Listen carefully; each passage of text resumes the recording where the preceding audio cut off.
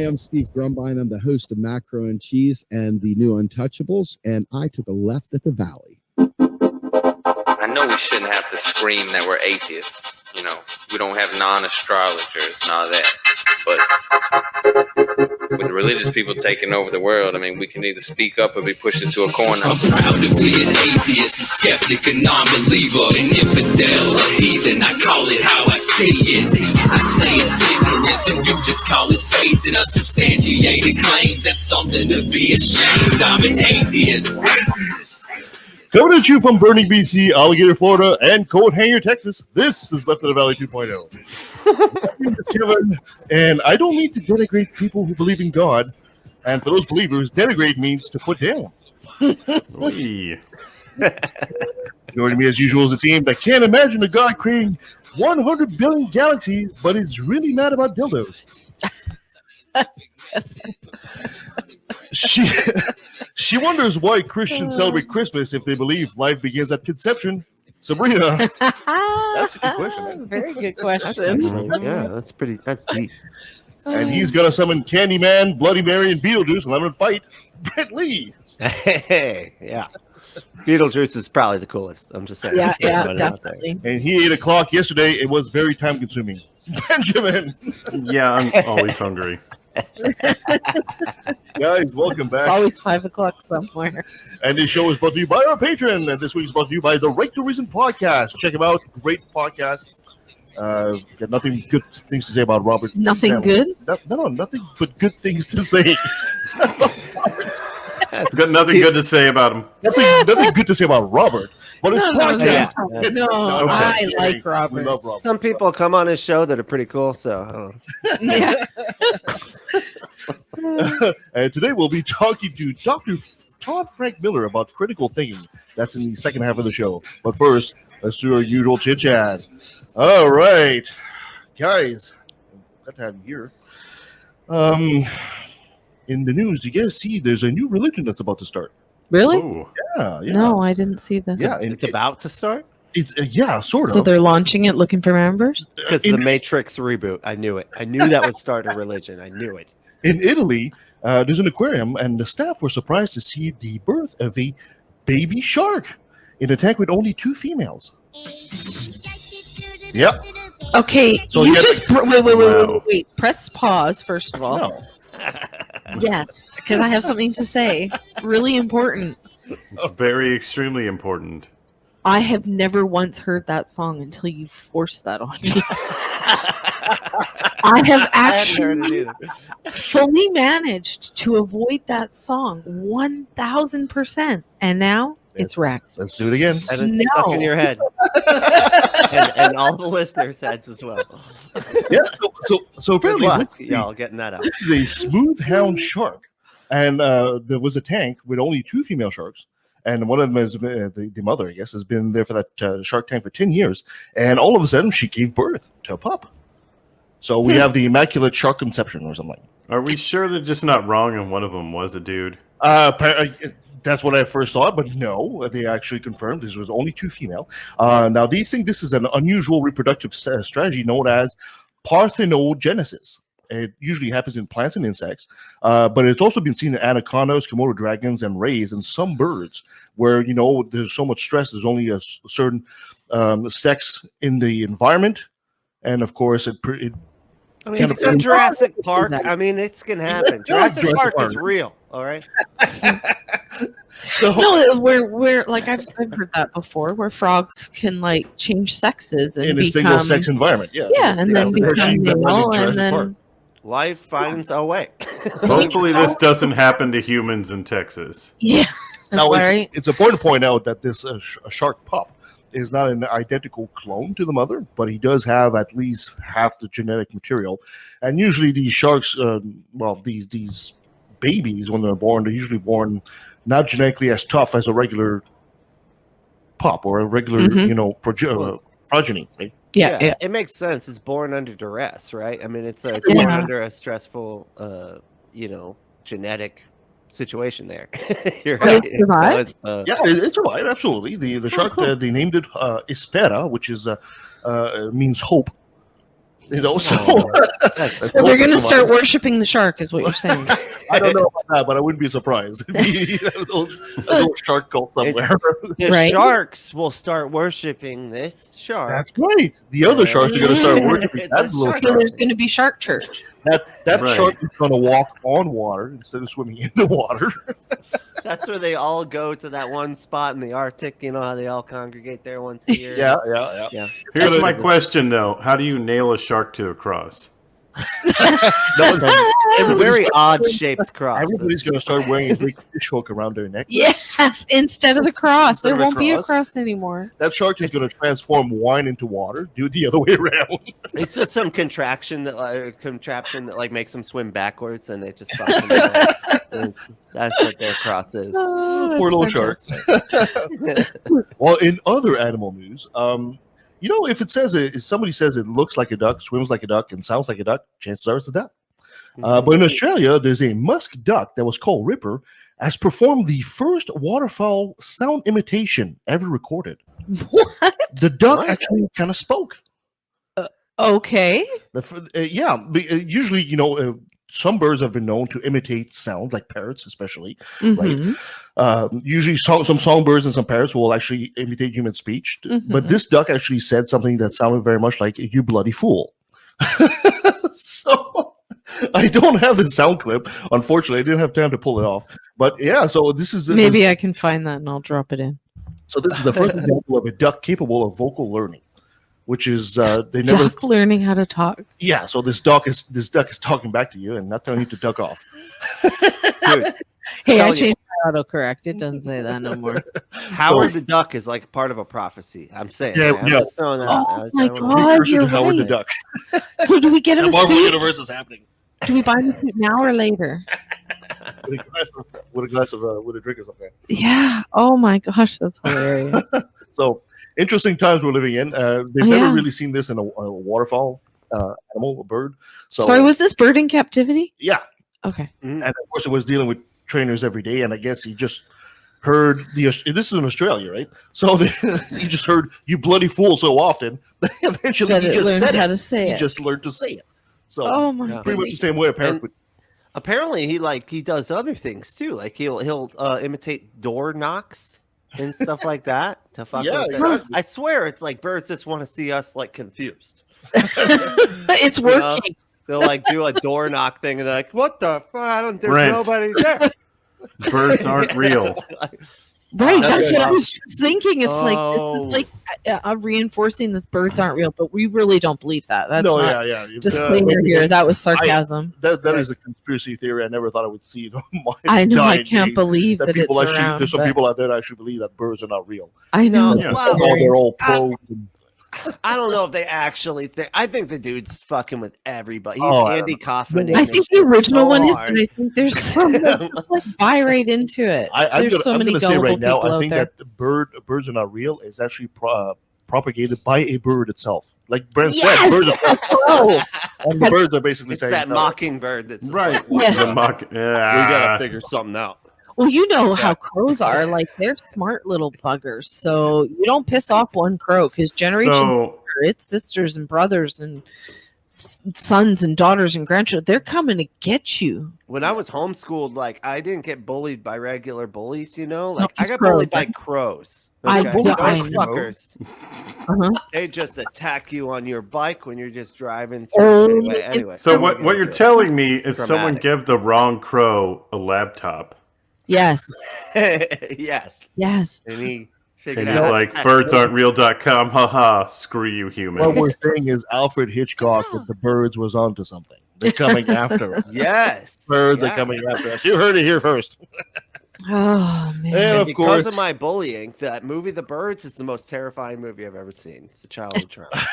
Because it's an amazing, actually, it's an amazing movie to make it such a terrifying movie about birds. It's Right? actually it's a tour de force when you think about it. You know, the half of the movie where the birds are there, yeah. exactly. And of course, we have to talk about this was the 20th anniversary of 9/11. Yeah. Yeah. 9/11 is one of those moments that every generation, they say, has that one moment in time where they always will remember where they were when this happened. And for our generation, Generation X and lower, I guess this really is that event. I mean, there were some events before, like the Challenger explosion, stuff like that, but 9/11 really fused in our mind. And I would highly recommend. There's a whole bunch of great documentaries. If you can handle it. If you can handle it, that have come out on Netflix, and Disney Plus, and Crave, and all these channels. And really, I love how you say Crave. Sorry, that's a Canadian thing. we Hulu. do have some Canadians. Oh, we now. got Crave. Yeah, no, I've seen it. Yeah, Yeah. we got access. Okay, but Streaming. never Yes. listen. Never forget that Donald Trump used 9/11 as an opportunity to brag that his building was now the tallest. Oh God, I don't piece of even shit. want That so mad. that one statement just says everything you need to know about it. And not just that, It's everything but you need to know about. Nothing in That's reality simple. matters except me.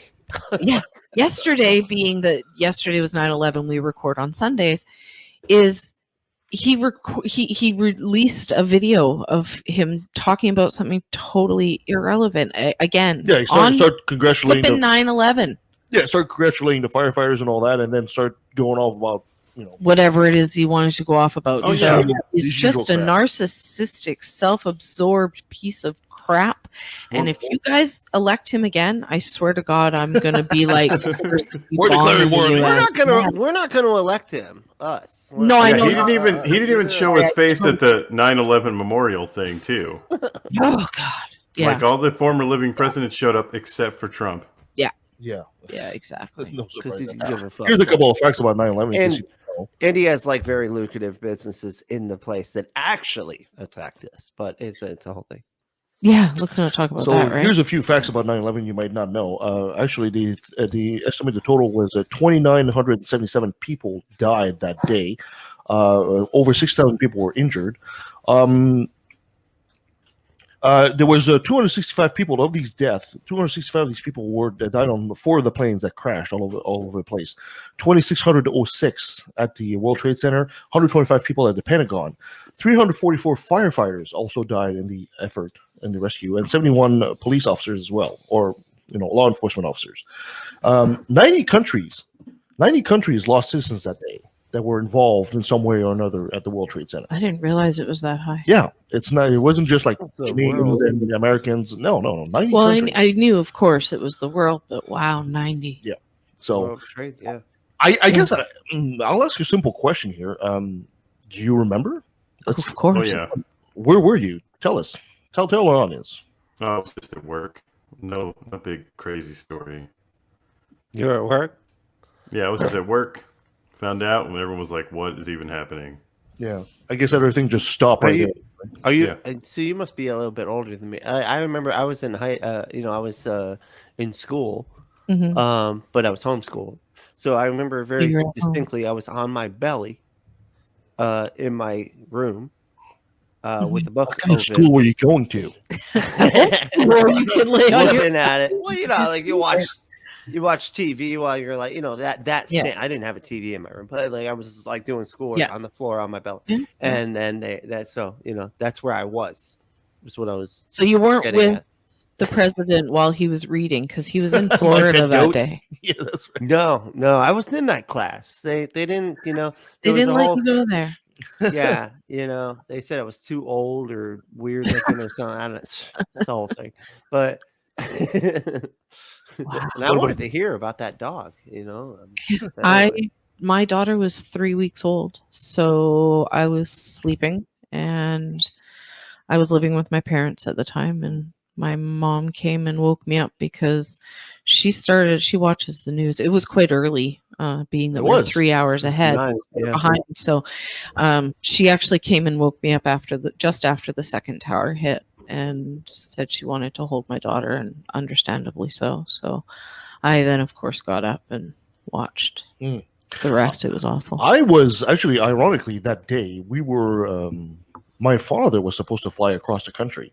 Now, my dad, if you didn't know, he really loved the Rockies, so he always wanted to fly. It was the first time he was coming across. He was flying to Calgary, and he wanted us to pick him in Calgary and drive through the Rockies all the way to BC. So we left like really early in the morning, which probably as the the planes were crashing, right? Probably, it was yeah. like probably 5 o'clock in the morning here, A but it was little- like 8 o'clock back east Yeah. when pretty much the tragedy was unfolding. And of course, when you're driving through the Rockies, you lose the radio, you lose everything, right? So we're just listening to the tunes. It's only when we stopped at a gas station and my brother filled up his car and he basically got air miles. And somebody told him he got, I don't know, 2 air miles. He said, "Hey, cool, I got enough air miles to fly in the States now." And the attendant says, "Not today, you're not." And then he just turned up the radio, and there it was. On the radio, with the tragedy and everything was happening. I said, "Holy shit, really?" So now, of course, all the flights were grounded, but we didn't know. We knew the flights were grounded in the States, but we didn't know they were grounding the flights in Canada as well, which, of course, they did. Of course, it was world. So it was a question of, well, we're in the Rockies. What do we do? Do we turn back around, or do we punch through to Calgary, hope he's there? Wow, it sounds like you live inside of a Coen Brothers movie. Like that's, you know, like that's a scene in a Coen Brothers movie. I'm just saying. If you think about it, too, back then it was 2001, so cell phones were a thing, a big thing, but not the cell phone of today. Yeah. So Yeah, you know, you could call people, but you weren't using your cell phone for the internet. You weren't using your cell phone to, you know, for that kind of stuff. So it was really shitty. You had to look at all the text, the HTML. Like you had to literally see the HTML. Like, it was garbage. Like, you don't want to. So very true. So we ended up pushing all the way to Calgary just to realize that no, he had been sitting in the airport still, and there's no way he was flying out. So we had to drive back empty essentially, and do it some other time. Yeah. But we only saw the magnitude of it once we arrived in Calgary and got access to a television set and all that, and realized, wow, this is pretty intense. So, yeah. Sorry, I've just gotta go in. Oh. So essentially, that's how we remember how 9/11 happened for us, anyway. Wow, that's fascinating.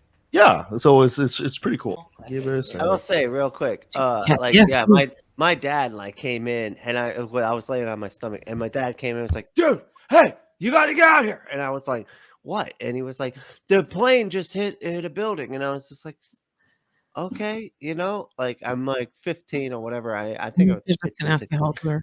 I'm like, I don't care. Like, so somebody accidentally flew into a like, I don't, you know. It's like, "No, man, this is serious." And he was like trying to get me out there, and I didn't come until he's like, "Man, I think this is serious." And finally I was like, "Okay, fine, I'll come out and I'll see it." And I walked out, and as soon as I came out, the second plane came. Oh, wow. Like, oh shit, maybe it wasn't an accident. This wasn't accidental. Like, you know, and I do remember that very, very well. It's been interesting. We've been watching a couple of the series on 9/11, and you know, we always have these idiots out there that are, you know, proposing that 9/11 was an inside job, blah blah blah. It was a demolition and whatever. If you actually watch a lot of these documentaries and the footage that is there that day, and you get into the feeling there, because, you know, the plane hits, you think it's an accident. The first plane hits, wow, it's an accident, it's amazing. The second one hits, it's like, oh, whoa, this is no accident. Yeah. And then you realize you hear about a third plane that hits the Pentagon, and then another plane that crashed in the field. How many of these planes are coming? Yeah. Right? You have no idea. Yeah. And you talk to the fighter pilots out there in their planes, that they don't have time to load up their missiles. So their plan is to crash into the plane kamikaze style to stop him from crashing into another building. So it's like, holy crap, what do you do with something like that, right? Mm-hmm. Right. So these people that think that this is a conspiracy of some kind, you're completely ignorant. Just watch some of these videos, because they have all the footage that you never saw on the news. And the footage, some of the video, the camera crews that were there, and the footage that never make it to the 6 o'clock news or something like that, and you realize, wow, this is much bigger than you thought it was already. Yeah. Anyway, let's do a top 10 or something like 10. Something like 10. Well, thanks for the lead in there. Again, well, it is 9/11, so it was 9/11, and so instead of a top 10, it's more of stories. So I've got some heroic stories of 9/11. There you go. Nice. So number 10 it's not really about a person, but more about the boats of 9/11. So No one Oh, really don't tell me thinks. boats flew into planes too. I mean, No. boats flew into buildings. Nobody thinks about Manhattan really being an island until they need to get out of it in a hurry, right? Yeah, So, the attacks of September 11th kind of highlighted this fact that you're in the middle of an island. So some of the people were able to, of course, travel north and cross the Brooklyn Bridge on foot, but a lot of people had no choice but to go south, so to the water. So instead of finding themselves trapped, they were actually met by boats ready to provide transportation. Boats actually had started to get there and gather up there before the Coast Guard even asked for help. So there was, in the end, there was more than 100 boats, from ferries and tugboats, fishing boats, and dinner cruise yacht boats that took part in this boat lift. They estimate about 500,000 people were carried away Wow. that day. Wow. Yeah, 500,000 people. That's crazy. That's a lot of taxiing back and forth, man. Yeah. So number 9, a tour guide named Dobozensky. He was working at the Pentagon, and he actually was at the far end when the plane hit. He didn't even hear it. He was that far away. But he realized that there was something going on, and he's a volunteer firefighter, so he went and gave medical aid to the people outside, and then he went back into the building to part in the rescue efforts while it was still burning. Jesus. So at number 8, right after, which is why I was kind of giving you a Shush. stink eye. After the third plane hit the Pentagon, Colonel Mark Sasseville and his wingman, Colonel Mark Sasseville? Yeah, that was his nickname. Mark And Sasseville. and Lieutenant Heather Lucky Penny. What? Who, Lucky Penny? Yeah, well, her name love is it. Heather Penny, so her nickname is Lucky Penny. Yeah. So, Blowing this for me. I gotta yeah, do this. yeah, so- and she actually, I don't know if you watched the one with me, but she had just gotten the right to fly an F-16. Like, I can't remember exactly. She's a Anyways, fighter pilot. so anyway, Oh, wow. they were the two that flew the unarmed F-16s. So intending to stop any other hijacked airliners. They also knew they were unarmed, of course, so they were prepared to just give up their lives. The colonel told his lieutenant that he would take the cockpit. So by saying that, she knew she was meant to hit the tail. Wow. So they knew it was So a suicide if there was another plane that was heading for one of these buildings, he was supposed Yes. to crash on the front. They and knew she was supposed about to take the tail. they knew about Flight 93, so they were just keeping the airspace safe above Washington D.C. because they knew where it was headed. Do you think it's possible, like, if you could get in the right trajectory and then, like, eject? Could you do that? I was wondering about I was that. thinking that too. Right. Yeah. Like, you just know? get where you're flying right towards it and then eject yourself. And then just get the Even fuck if you out of eject- there. Still, You know. eject and you're so close to the crash. There's a very good There's a good possibility chance, you're not going right? to make it either way. Right. Yeah. I would I mean, do it but at the worth last a second shot. regardless. Oh yeah, it's Yeah, worth a shot. for I sure. think I would take the shot. Yeah. I have no training, so I don't know. Last second. Just the Yeah. nose is hitting it and I'm pulling That's what I'm the saying, ejector. though. So, but okay, here's the thing I don't understand. So the F-16 is completely unarmed. Like, Yes. I get that they don't have missiles, but they also tend to have like guns of some They- sort or something on there, right? But It's a if they good don't have question whether or not ammunition, they're actually loaded or not when they're on the ground. Yeah, I'm You not mean sure. flash? She didn't mention anything in the Okay. We know Maybe they're not those loaded flash with the- bullets or whatever. They're not loaded with like powerful enough missiles when on the ground. We know Mhm. that, Yeah. but we don't know if the ammo for the machine gun is actually loaded or not either. So Probably not. Right. I'm assuming based on the fact they said they were unarmed, but Right. That's because they But still, probably even if- do have the even if you shoot guns. bullets, even if you shoot bullets, it Just takes a the lot ammo. of bullets to take down an airline. An airplane. Like, and they Yeah. knew these were actual like commercial airlines. So And a specific kind of ammo. Like, And- yeah, Yeah. there's- And I'm pretty sure that no matter, we can watch as many movies as we want. Even if you say, well, I'm just going to shoot down the engines, I'm pretty sure it doesn't happen that easily. no. it's like if the guy's try to aim that. It's Yeah. like if the guy's driving at you and you're like, I'll just shoot the driver. Yeah, good luck, buddy. Yeah, good luck You with got that. a shot. Yeah. Or the guy running down shoot the legs. No. That Yeah, doesn't- exactly. that doesn't happen that way.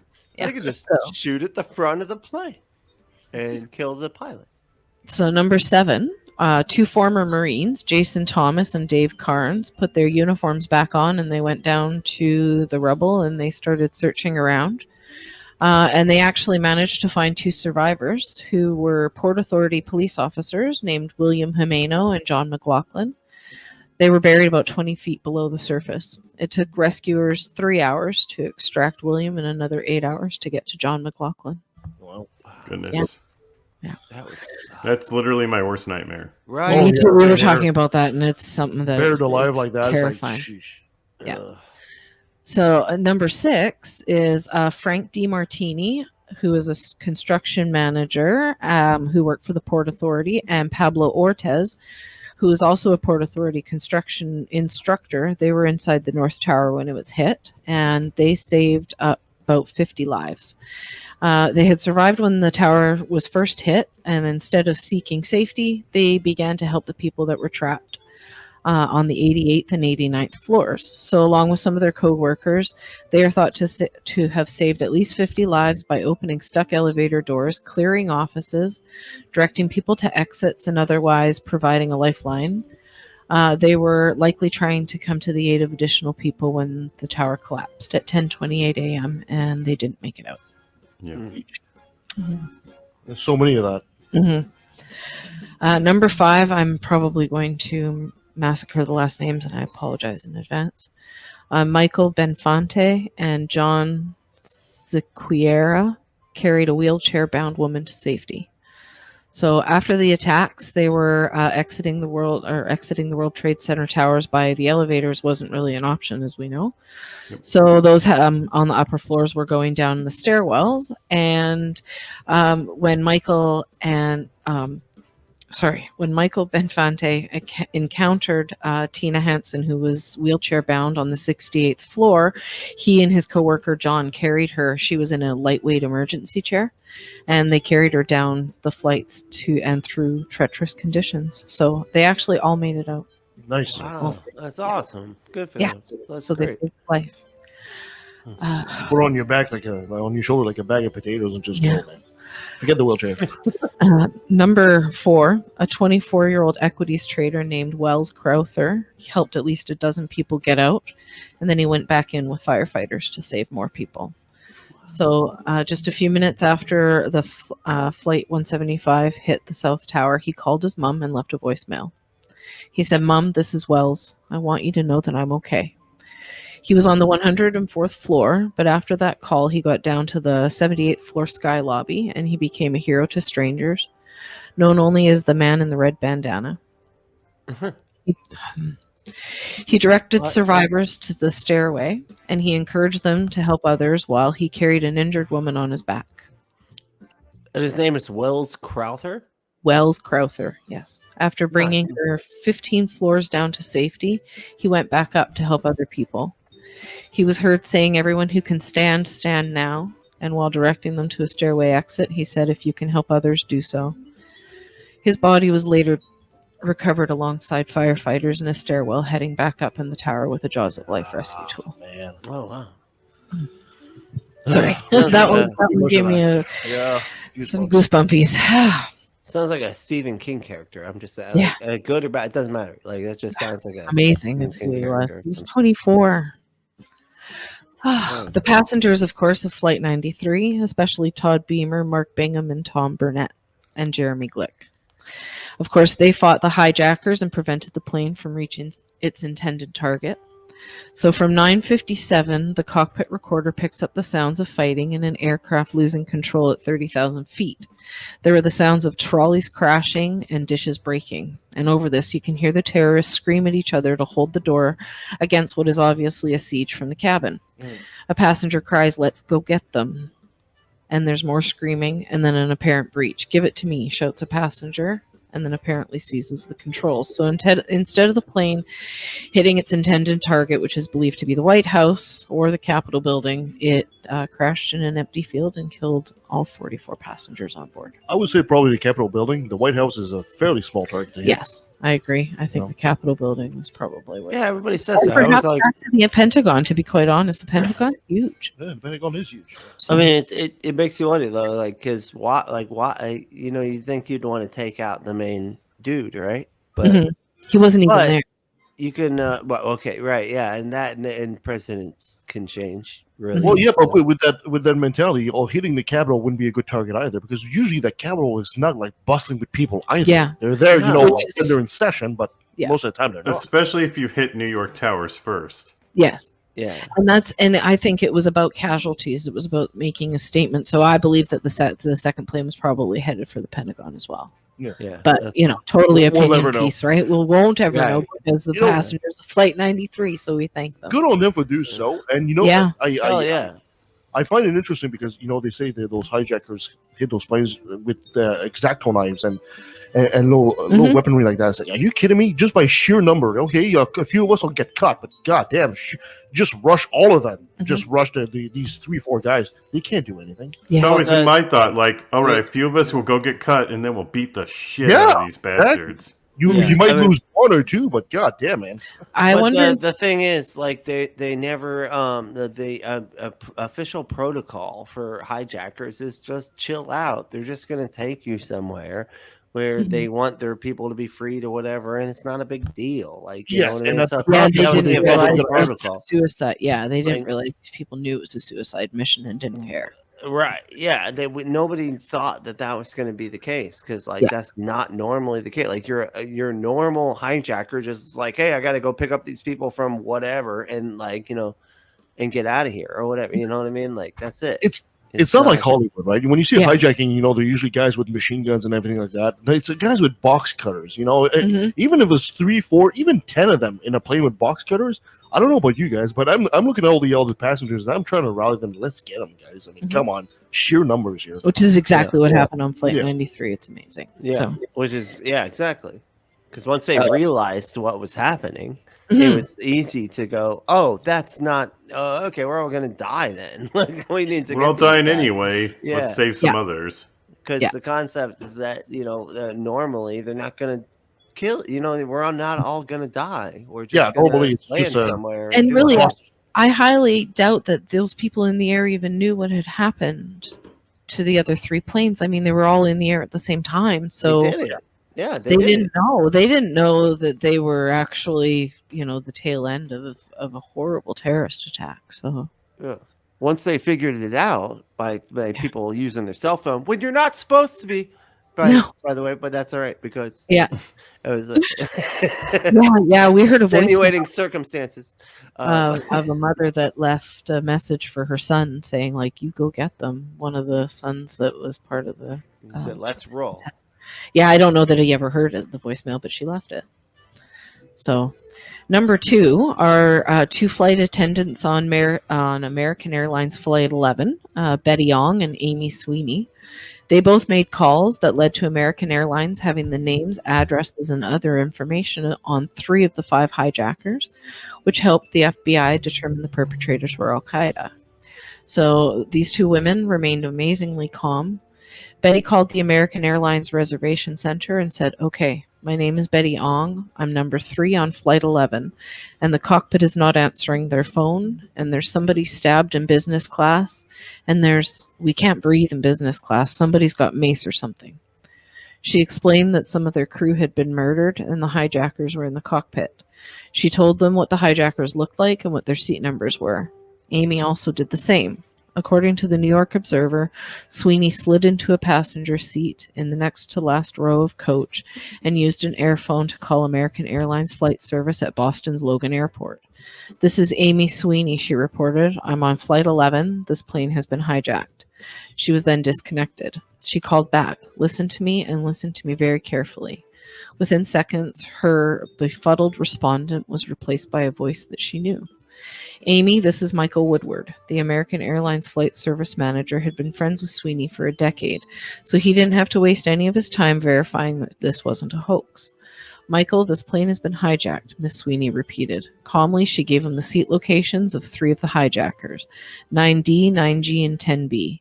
She said they were all of Middle Eastern descent, and one spoke English very well. So because of them, the FBI was able to solve this very, very quickly. Nice. So thank you to them. That's awesome. Good for them. And number 1 might make me cry. His name was Rick Rescarola. He was responsible for saving more than 2,700 lives, and he sang songs to keep people calm while they were evacuated. Rick was the head of security in the South Tower. After the first plane hit, he was ordered to keep people at their desks, and he literally said, "Piss off, you son of a bitch. Everything above where that plane hit is going to collapse, and it's going to take the whole building with it. I'm getting my people the fuck out of here." There we go. Good man. And he ordered the building to evacuate. He had implemented practice emergency drills 4 times a year since the bombings in 1993, and it paid off. Within 16 minutes after the first plane hit the North Tower, more than 2,700 employees and visitors were out of the South Tower when the second plane hit. While he was evacuating people, he kept them calm by singing over a bullhorn as they were walking down the stairs. He was singing songs such as "God Bless America." During the evacuation, he called his wife and he told her, "I have to get these people out safely. If something should happen to me, I want you to know that I've never been happier. You made my life." He was last seen on the 10th floor of the South Tower, and his body was never recovered. Oh man. It's so sweet. Like it's funny too, because like I really like this true crime show called Last Podcast on the Left. Yeah. You've heard of that? Yeah, and they say that it's like a Dwight guy. It's a Dwight guy, you know, like from The Office. Dwight. Yeah. Like where Yeah, he's they- always making you follow rules and like do Yeah. these weird protocols that you don't give a shit about. You know, hey, that dude fucking will save your life one day. Okay. Yeah. Yeah, I know he's an asshole, he's obnoxious, and you're like, I don't give a shit right now. But that fucking Dwight dude is gonna save your life one day. You know, if something like this happens. He said after the 93 bombings, this is going to happen again, and next time it's going to be a lot worse, and they're going to come from the air. So he knew. Yeah. A lot of people don't like the idea of rules and regulations, and they call it red tape. But It's there for a reason. it's there for a reason. Red tape and regulations are the rules that keep us safe. And he actually was instrumental in implementing like those safety plans after the bombings because he wanted to be able to know that he was going to be able to get his people out safely. 4 times a year. Could you imagine being on the top of that tower and having to walk down 4 times a year? Well, you know what? I think It's we need, annoying. It's annoying. You'd probably hate that guy. you know, when you get a building with 100 somewhat floors, and you know full well as soon as there's an emergency, those elevators aren't working. All you have is a stairwell. Mhm. There's gotta be a better way. There's gotta be a better coming down 100 flights of stairs. It's a long way down, man. It's a It is. long way They down. need a spiral slide for small people. I would Like, totally get them out do- of the way at least. Yes. You know? A fire pole or something Yes. like that. Yes. A fire pole. Not 100 floors. Come on. I can spiral down 100 fly. I can do that. I can do it. I mean, on slide, yes. On a fireman's pole, no. That's Yeah. Oh what I no! call On a it. fireman's pole, you just like Yes, eventually prefer let go and be like, "I'm just weightless." Yeah. That's what happens. It's happening. Oh, Okay, awesome. now that we're all thoroughly depressed, That's right. No, let's get a little happier. All right, Sucks Benjamin, in you got the something world. for us? I do. So,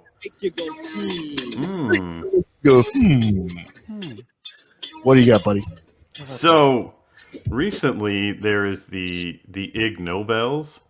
I don't know if you've heard of these, No. but they were established in 1991 as a good-natured parody of the Nobel Prize. It honors achievements that make people laugh, that first make people laugh and then make them think. So some notable ones from these that won here. The Ecology Prize, which is for using genetic analysis to identify the different species of bacteria that reside in wads of discarded chewing gum stuck on pavement in various countries. Oh, that is just so important.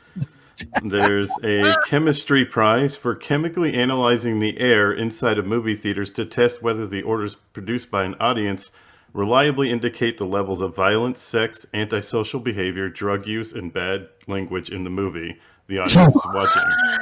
So hold on. The more raunchy a movie is, the smellier the place, or It has specific pheromones being released. Yeah, there's That's specific so trippy. things based on things. It looks like they responded mostly to things like comedy. And suspense are the things that provide the strongest response. Interesting. There was a transportation prize for determining by experiment whether it's safer to transport an airborne rhinoceros upside down. For conservation efforts. And then here's one I really love. The economics prize for discovering that the obesity of a country's politicians may be a good indicator of that country's corruption. I love it. I love it. Barrel pork politics. And then let me throw in one more that I found notable. For demonstrating that sexual orgasms can be as effective as decongestant medicines at improving nasal breathing. Well, You know then. what? I can testify to that. So if you have a stuffy nose, Yes, it- it's orgasm time. I'm get actually those- clear, and that should tell you something about I get down, you know.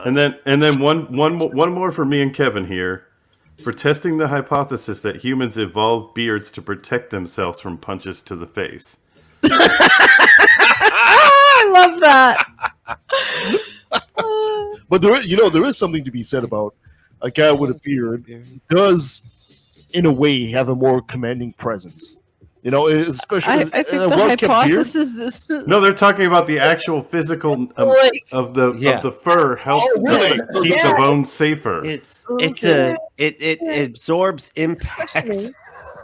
Okay, I guess more it has to cushion for the cushion. make, like way bushier, I guess, so it can like stop the impact. Oh, I love it. This Yeah, is- I recommend anyone just look it up. It's IG Nobel. So it's just like Ig Nobels. And there's a whole bunch of wacky stuff. And like I said, they've been doing it since '91. So it's always a fun look every year. that sounds Just great. it's wacky science. That's fucking absurd. It's the kind of science I'm putting my money into. That's There you go. Well, people got money for this stuff. A lot of it, they got grants to research random stuff. And it's fantastic. I love it. They're just in the cool, like, I don't know. We just thought, just throw some money at it. Hey, just, look, Yeah, let's I see don't what- know, Like the man. bubblegum one. We know it's It could gross, but lead to let's learn something. more about it. Yeah. you know what? I think it takes a lot of imagination to come up with these kind of studies. It really I know. does. Well, Yeah. and Who would have thought about studying the bacteria in a bubble gum all over the place? I really think it's just people like me who like to ask really weird questions and go, okay, well, how do we test that? Like, I think I would have made a good scientist doing stuff like that. I'd Oh, win yeah. like so many Ig Nobel prizes. Just stacks of them. I would. I just every year they'd be like, Sabrina, you're welcome. Crazy billionaire money. Crazy billionaire money. If I become a crazy billionaire, I'm funding something like that for sure. I would yeah. love it. Yeah. Oh yeah. Yeah. I think it'd be worth it. All right, Brent, you got another brilliant moment for us? Oh, fuck. It's my turn. All right. I'll take you. Oh, yeah, I got it. It's yeah. Professional.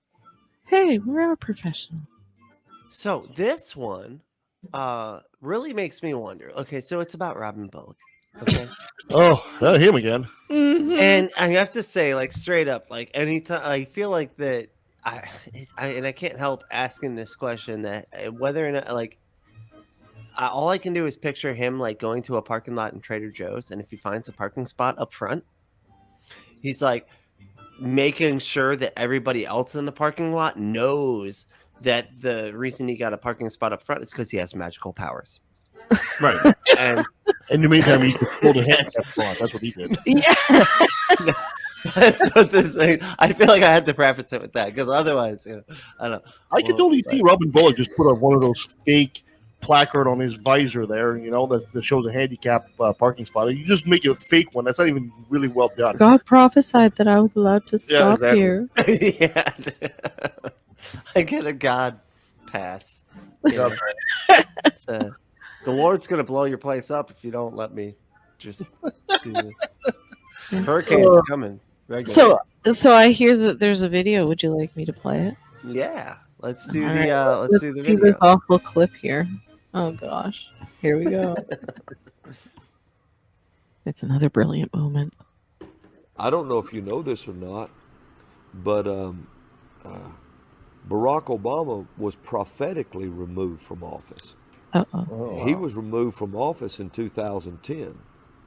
A lot of people don't know that, but a prophet removed him with his words in 2010. yeah, it's called the election. And I know Obama listened to him because he quoted him. It's a quote. Obama What? quoted him, and when he removed him, About 7 months after that, in 2010, he was speaking to a crowd of women, and his presidential seal fell off the front of the Here's podium. proof. It just bounced across the floor. And he looked around at his podium and he said, "Did I lose my And he just looked back at the crowd. Oh my God! Right. Really? That's it. He Did said, I "Oh, well, lose you know my who I am." He lost his position. And after 2010, he couldn't do anything. He just couldn't do anything. What? He controlled all the Congress, everything really, but he couldn't get nothing done. So he just started playing golf and turning gray. What? You mean like Trump? He just started playing. No, but the turning gray part is what kills me. Like, he just started playing golf and turning gray. Like, God stopped keeping him young once he kicked him out. And that's it. Yeah, that's how it works. Hold on Oh a second. my Let me get God. this straight. Prophets get to decide. Does what this they do. moron think that just because the presidential seal, which was probably held there with a piece of scotch tape or whatever, fell off the podium, right? Because it's just a little prop. Yeah. That somehow that was a miracle sign from God that he Yes. lost his presidency? Yes, And, And that is that he lost his power. So like, No. if- Yeah. because so it hold on. happened right when he lost his place. Yeah, Well, because it's then when after that, they were when everybody fucking lockstep stopped them from being able to do anything, and so Oh. oh man, that fell off, and then he wasn't able to, because Mitch McConnell, and that's all I really got to say So- about that. But he's also using the yeah. words, "Did I just lose that?" and then stop. But that's proof that he knew at that point that he had lost all power. He just lost his. That's just so hilarious because that's just a great joke to make at the time. I would have made the same joke myself. Obama was known to make dad jokes anyway, so I would have made the same joke myself. And all of a sudden, they see this as a sign of the divine. Yes, I holy totally crap. knocked that sign off. I did it on purpose when I was Hey, playing, we and it totally it's the- fell off. And then Yes. I was like, "Thank you, Lord." Because We all know that Jello-headed God knocked it off. I was That talking was- to the Jello That's the power square, of the Jello. and then The power of the Jello knocked off that sign. Oh yeah, people. So Anyway. Okay, so after that, we know that historically, he had the Democrats had the Congress and the Senate, and then the midterm election happened, and then they kind of lost that, Yeah. and he thinks that's a sign of God, but he still managed to pass Obamacare. and So yeah, how did he And he lose did his nothing. power? didn't he win a second term after that, or is that He did too. 2010, he was in his second term, wasn't he? he was in a second? Okay, my bad. Yeah, but it was No, that's he was not referring- right. When he was was- referring no. to 2002 when that sign fell. Wait, was it 2002? No, I'm sorry. He was in his first term in 2010. He was Yeah. 2000. Yeah, right. How is it that I know U.S. history better than the Americans over here? Well, I just said I thought he Shame on won you. a second You were term. right. You were- Time is meaningless to us. Yes, I know. It's all good. I That's was confused. absolutely amazing. So if I drop this pen right now or something like that, and I'm just writing in, ooh, I dropped my pen. Well, that must be some kind of sign from God that stop writing no's or something. Yeah, whatever you're writing needs to totally stop. God's real did mad that. at it. That was me because I prayed to the Lord. I told you, if he drops a pen, then he's going to become a Christian, and he's going to make a Christian podcast. And that's what the Lord said. Prophetic. Don't you? So Oh, prophetic, so profound, so idiotic.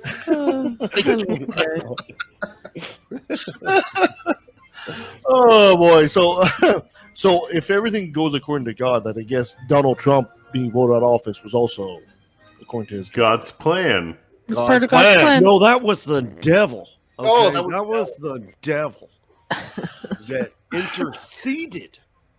But God And let then- the devil intercede because he Yeah. needed to test the faith of all of the Republicans. Yes, Don't as you even try to act like you know the mind of God. look, a prophet has read the end of the book, and the end of the book turns out good. Oh, okay. Sounds good. You laugh, but what we do right now, it would be silly enough to be believed in I know. these idiotic cults. Yeah, that argument that I just made would work. Like You you're would work, yeah, exactly. wow. Nobody stops to damn. think, does this make sense? Like, it just takes a couple seconds. You It know, makes sense to them in what they want to Yeah. believe, and That's that's how we function as humans. Because confirmation what they want to bias. believe doesn't make sense. It doesn't. Yeah, confirmation bias is everything. I always refer to it as red lighting, because you know when you get stopped at one where you're driving, say you drive to work the same way every day, Yep. right? And you get stopped at a red light often, you don't remember all the times you drive through. Your brain doesn't do that. You only remember the times you stop. And you're like, I'm always stuck at this red light. So I Yeah. just call it red lighting. I was like, oh, you're red lighting. Calm down. Yep. Oh, yeah, that's a good point. Sense. That's a good way to say it. Yeah, I like that. Oh God. That's solid. Anyways, Anyways, perfect. So let's take That's a quick great. break, and when we come back, we'll be talking to Dr. Todd Frank Miller. We'll be talking about his book on. did you lose the I name? just lost the Critical name. think- critical Critical thinking, but I lost the name of the book. Hold on a second, I got it here somewhere. It's called The Final Pattern, Thank The you, The Critical Final- Need for for Critical Critical Thinking. Is it like critical care, like when you're in the ICU? No, just Ben. Can you just sit It's No, down? actually using your brain, like what we were just talking about. Well, you know what? It is a critical need. Nonsense. Yeah, exactly. All right, so stay with us.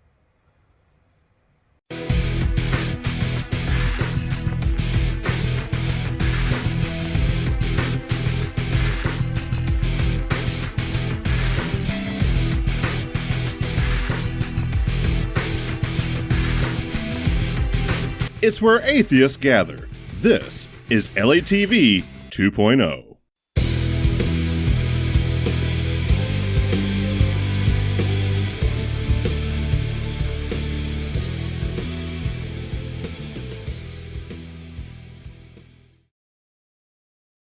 All right, our next guest is Dr.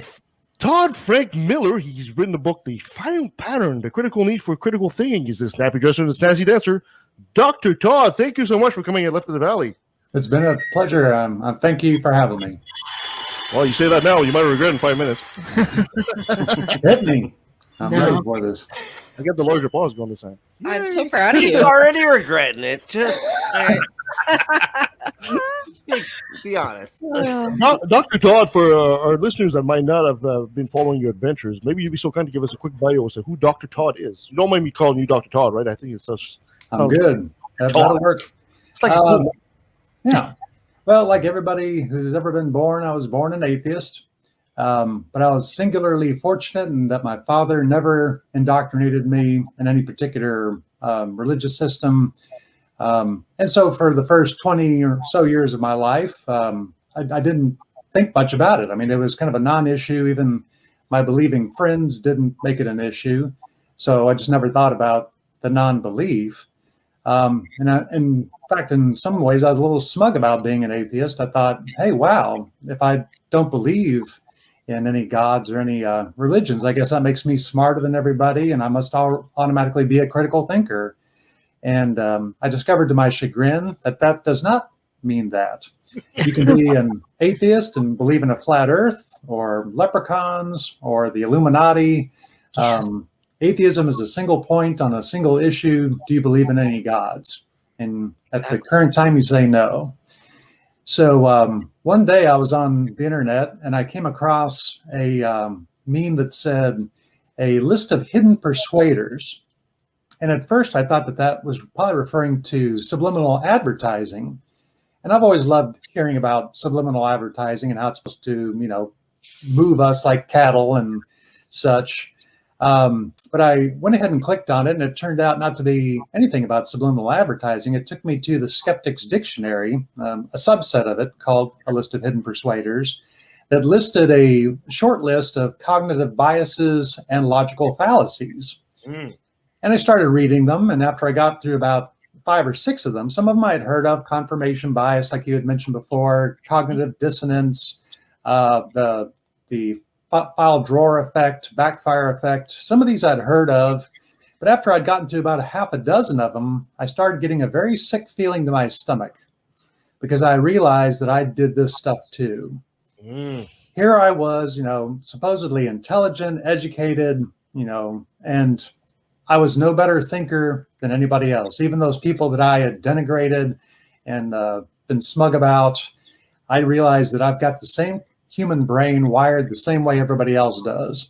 Mm-hmm. And that's what started this book, is that no matter where you are in life, no matter what your positions are in politics, in religion, or in any contentious subject, we all want to believe that whatever we do believe is already correct. And it's up to us to correct everybody else. Mm-hmm. But unfortunately, the human brain is wired by evolution to make us pattern-seeking machines. And we'll come up with something that makes us feel comfortable. We'll feel like we have an answer. And then our brain will spend 24/7 trying to bolster that with every cognitive bias that there is, with every logical fallacy that there is, just so that you can maintain your comfortable position. And so I realized that if such a smart, educated guy like me could fall prey to this, probably everybody in the history of the world is probably, a victim of this as well. And so now that I've got kids and, I'm worried about the world that they're going to inherit, I said, I've got to do something. So I went ahead and did the research and wrote the book. It's in its second edition, but very soon will be an expanded third edition, because I'm going to be getting some additional input from some outside sources. I've got Dr. Shaheen Lakan, who is an MD, PhD in both neurology and psychology, and does many investigative reports. A colleague of his named Emanuela Afadani, who's a PhD in psychology and epidemiology, and also Nikola Vukovic, who's a PhD in both machine learning and artificial intelligence, trying to get their takes on my hypothesis here that the human brain is wired to make bad choices, bad decisions, and have bad opinions.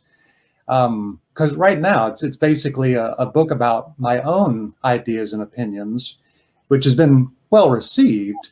But of course, the person who wants to take issue with it is going to say, well, who's to say that this Dr. Miller person, knows what he's talking about? I mean, I'm an eye doctor, so I know eyes, but I was also trained as a scientist, so I understand how the scientific methods are utilized in all areas.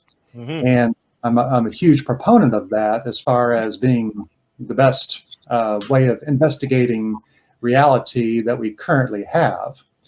So that's a short synopsis of kind of where I came from and where I'm at. I'm happy to go into any detail, but I don't know if that's enough at this point. Absolutely. And I got to say, the book, I've been reading the book, and I really love how you start with the alien probe, because I think that's a point of view that a lot of people don't think about, and how you define scientific theory right off the bat. And it's very comprehensive, and there's a lot of focus on a pattern seeking from the species.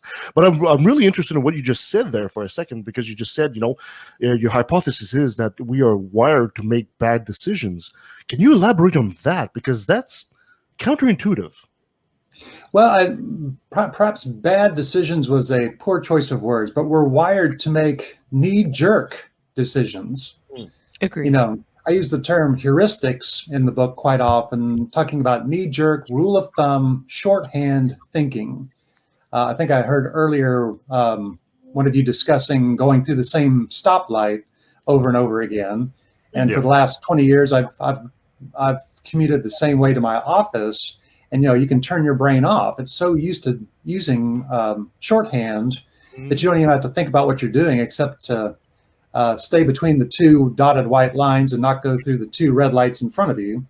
And you can basically operate a very dangerous piece of machinery in order to get from one place to another. So when we do things repetitively, we tend to go with what's worked in the past.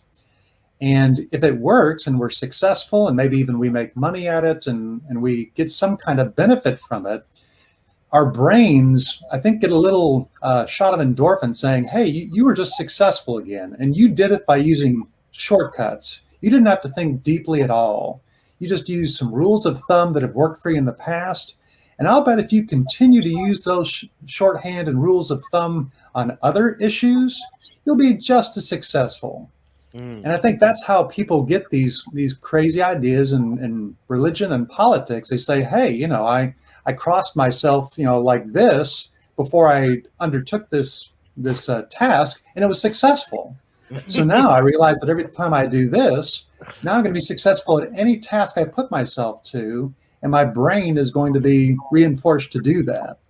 So, you know, you can use a dartboard to make a decision, and if the first time you hit the target, it gives you the right answer, you're going to say, okay, all I have to do for the future is keep on throwing at a dartboard, and it's going to tell me what to do. That's our brain in a nutshell. It likes to find shortcuts. It likes to find patterns, even if the patterns aren't there, because the one thing that a human brain hates to do is admit, I don't know. That admission of ignorance is just painful for anybody. They tend to say, if I say I don't know in a group like this, no one's going to listen to me. I mean, if they're proclaiming ignorance, well, you don't have anything to add to the discussion. On the other hand, I could add a lot to the discussion. It could be a bunch of pablum. It could be some very entertaining pablum. As we know, when we watch the talking head shows on whether it's Fox, CNBC, whatever channel you want, they're not always talking about deep thinking. They're just doing stuff that's entertaining. And of course, if they have a guest on who's saying provocative things or seems to be spouting craziness, it doesn't make any difference if that guest is right or wrong. It's entertaining. Yeah. It's bringing in the viewers. It's getting the sponsors to give money to that show because it's getting lots of likes. Hence Fox News. Yeah, well, all of them, honestly. But I mean, it's not like, you know, right bad, left good, or anything like that. That's simplistic. That's kindergarten stuff. That they both had their points, and they still do at this point. But the fact is, you know, when people truly want to find truth, that's where my book kind of comes in. If you truly want the truth, rather than just continuing to believe what you already believe, then you're going to critique your own thinking. That's basically my definition of critical thinking in my book, is not just thinking long and hard about something, but critiquing just your own epistemology about how you come to your own conclusions. And the thing is, it's not a very pleasant process. No. Lord knows when I look at my own epistemology on many cases, I say, I'm just going with what feels good. I'm just going with what I've believed for 30 or 40 years. I've never actually done the research on this. And so it's very sobering, because just when you think you've got the world figured out and you're right and everybody else is wrong, if you do critical thinking, you realize, not so fast. Mm-hmm. You know, there was something that really struck me early on in your book when you were talking about the stage of truth seeking. And basically, it's almost like the atheist scale, you know, from 1 to 6 or 1 to 7 there. And 1 starts with, I'm always right, and it goes all the way to, I want to see where I'm wrong. Where do you think most of us, I'm not necessarily talking about atheists here, but here as a species, where do you think, in your mind, we are on that scale? The scale of what now? Which scale? The truth-seeking scale you were talking about? The stage of truth-seeking? Oh, did I write my book? Yes. Oh, okay. Yeah. Well, no, it's you did read the book. Yeah. Yeah. Thank you. I appreciate that. I read the book when I need to get to sleep. So, no, I think the vast majority of people simply, you know, we're mentally lazy. Mm-hmm. We want to believe that we've already come up with the truth. We would hate to, again, admit to ourselves, I'm really not sure about this, and I don't want other people to be leading me by the nose in the wrong direction. So we tend to take one position or the other. And we tend to say, okay, now that I've got a position, I'm going to stay in this position until somebody can prove me wrong. Mm-hmm. And of course, that's shifting the burden of proof. If you've got a conclusion, it's up to you to supply the proof for why you think you're right. It's not for everybody else to prove you wrong. We got other things to do. Mm-hmm. You know, I'm 58. I don't know how many years I've got left. I don't have time to disprove the Illuminati or Bigfoot or all these things. It's much easier just to ask the person, okay, you've made a claim. Now, please support it. Mm-hmm. And of course, they rarely can. They just say, no, I believe what I believe because I believe that I believe. and that they're comfortable with that. And they say, I've got a whole group of friends that, support me. It's a congregation. We get together, we sing. Or if it's a non-believer group, the non-believers are saying like, hey, we all non-believe together. And they don't want to challenge each other. I've been members of several non-believing groups and I've run into Wiccans and flat earthers and people that believe in crystal therapy. Just because they're free thinkers or atheists or non-theists doesn't mean that they're critical thinkers. Critical thinking takes extra mental energy. And again, it's not necessarily a pleasant process when you discover how weak your own positions are. So that's a long-winded way to answer your question. I think most people are on the side of the scale that says, I'm happy with what I already believe, and I don't particularly care for somebody to challenge me. Interesting. You also claim in your book, you're saying that humans believe what will make them happy. Now, devil's advocate for half a second there. How is that dangerous? How is that a bad thing? Well, yeah, I mean, how many people want to believe that, global warming is going to, end things faster than the world otherwise would be ended? Very, very negative, very bad, very depressing, in many cases, a hopeless feeling.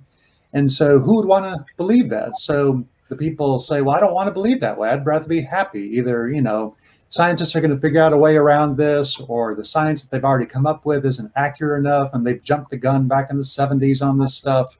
Or they'll say, God is going to protect us because God is all powerful.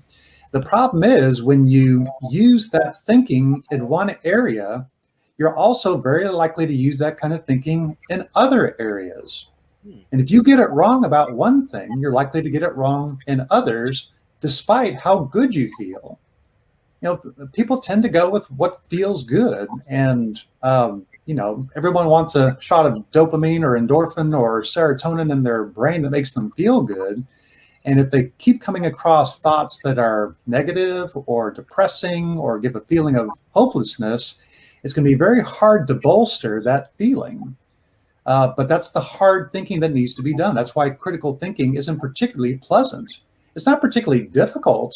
It's just that it's hard to get in a frame of mind where you want to be proven wrong if you are wrong. If you can be proven wrong, then you realize, well, thank goodness I know that. Now my worldview's a little bit more accurate. And now I need to start looking at other aspects of my thinking that might also be damaging. That you might be familiar with the website, What's the Harm? Which is kind of a rewording of your question. And it's entirely devoted to people that said, why don't you just let us believe what we want to believe? And he says, well, let me show you. These people who believe this led to a catastrophe monetarily in this country, or, the science went bad or whatever. So it's, to me, it's very important to seek out actual truth and actual reality, despite how it makes you feel, whether it makes you happy, sad, depressed, whatever. The truth is the truth. It doesn't particularly care what the human feels. Years ago, I was debating with a philosophy professor, and I was telling him my hypothesis, as uninformed as it is, was basically that being correct is probably one of the most satisfactory feelings we have as a person. Ergo, being incorrect is essentially the reverse. Nobody likes to be incorrect, and I think a lot of people put up their shields and will double down because they don't want to experience that feeling. Do you feel that's what you're seeing as well in your book here? Oh, absolutely. I mean, everybody is defensive. Nobody wants to look bad. Everybody wants to save face. And yes, you get a positive reaction out of being right. But in the book, I mentioned that I think the way our society acts right now is that they do denigrate people that either are wrong or admit to ignorance. And to me, it should be exactly the opposite. The people that admit ignorance, say, I don't know enough about this subject to make a conclusion, they should be lauded. They should be applauded for that openness and that honesty. Because what we've got right now is we've got, on most areas, either 2 or 3 areas of contention where people are constantly bopping heads, and nobody's going to admit being wrong on either side. They wouldn't dare want to lose face in front of the peanut gallery whether it's a Facebook thread or some other blog or something like that, they don't want to admit that they could be wrong or that they made a poor point. I don't know about you people, but when I've had many online debates, I will specifically list the logical fallacies and the cognitive biases that my quote unquote opponent is using, and they still won't admit to it. It turns into, I'm a bully. It says you're just mean and you don't like to respect other people's opinions and you're just not open-minded enough to my ideas. And I say, well, I try to be open-minded, but letting logical fallacies and cognitive biases slip by, it's not going to be a productive discussion. You've got to wipe those things away to have something productive. And this is why the scientific method is so successful, is because it starts by realizing the scientists and investigators involved are biased. That's why we have to do double-blind studies, so that both the investigator who's biased doesn't know what's going to happen and the person being treated doesn't know what's happened, so that bias can't influence the results. And every time that is used properly, then you may not get an actual truth, but you'll get closer to it and you won't go down a rabbit hole or find a red herring and waste a bunch of time, like on these Ig Nobel prizes. There are some things that sound silly, like the Ig Nobel prizes are actually, if you made a joke saying like, hey, these guys have been studying fruit flies for 80 years. Don't we know enough about fruit flies? And of course, it sounds silly on the surface, but of course they're finding, no, we've discovered genetics from all this. And we've been able to make amazing, advances in it by using this model. Now, transporting a hippopotamus or rhinoceros upside down, I don't know how practical that is on a daily basis. That probably deserves an Ig Nobel Prize. Well, that one though was an endangered rhino, and so they're using it for conservation efforts. So it actually is helpful overall. That's the thing, because on the surface, that's what you see. It does. It sounds really silly, but I think that at the end of the day, they're actually probably really practical to a lot of the studies, and that's why I'd be fascinated. I'd be one of those people going, "Let's look at that. Why not? What's on that chewing gum? What's with the upside down thing? Why upside down? It just travels better that way. I think it's silly. It's all silly. You guys are just, But back to that point you made about pointing out to people their arguments and their fallacies. I've done this online, and I always get the, basically my elitist attitude argument. Like, how dare you be educated? How dare you know what you're talking about? Like, you're just being a snooty bastard. That's what they're saying about you. Yeah. I mean, an ad hominem. Yeah, it's like I can't refute your actual reasoning and your actual epistemology. So I've got to go with something that's going to save my face or something that's going to be entertaining for the peanut gallery. And so I'm going to start the snarkiness.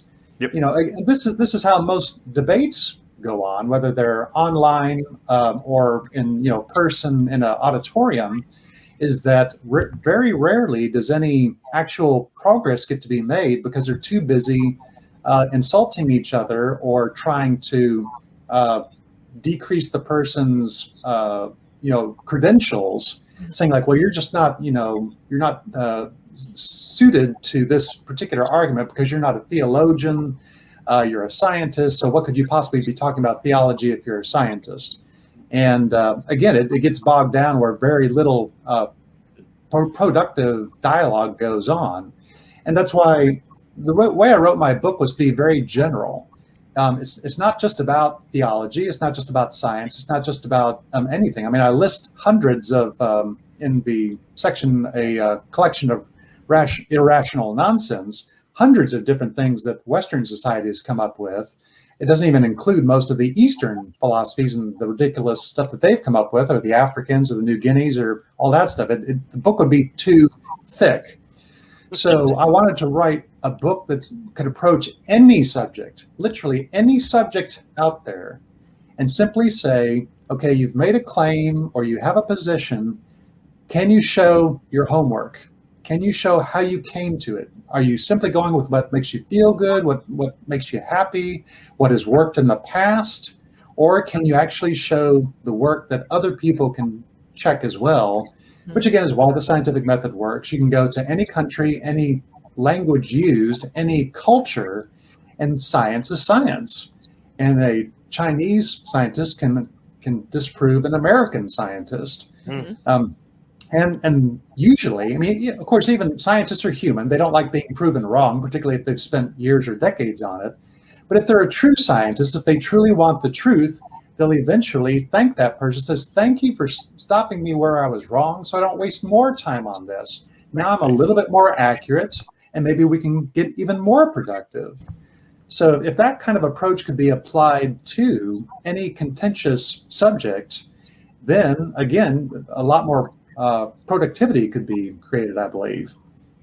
It's interesting you point that out, because I from my personal experience, and it's only my opinion, it's only worth that much.